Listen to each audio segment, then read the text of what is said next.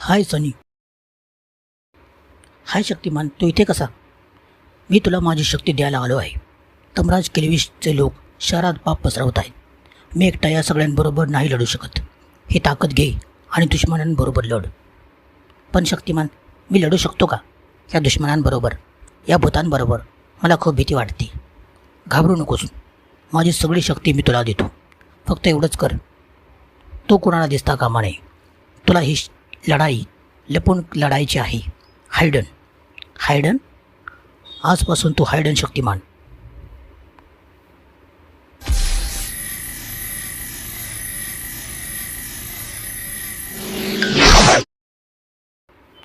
शक्तिमान, पण माझा ड्रेस? तू हायडन शक्तिमान आहेस. तुझा ड्रेस ही हायडन आहे. तो आता जो ड्रेस घातला आहे तोच तुझा हायडन शक्तिमानचा ड्रेस आहे. आता मी जातो. मी जास्त वेळ नाही थांबू शकत. जातो मी.